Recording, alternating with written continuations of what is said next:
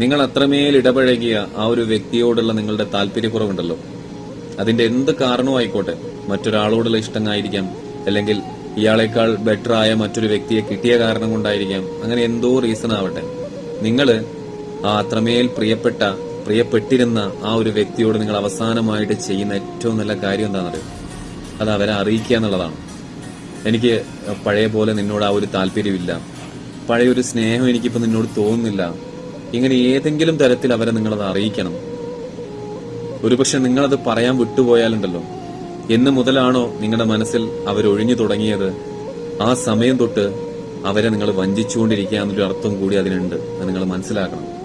അവരെന്ത് ചിന്തിക്കോ, അല്ലെങ്കിൽ ഇത് കേൾക്കുന്ന സമയത്ത് അത് അവരെങ്ങനെ അക്സെപ്റ്റ് ചെയ്യോ, ഇതൊന്നും നിങ്ങളുടെ വിഷയങ്ങളല്ല. നിങ്ങളത് അവരെ അറിയിക്കണം.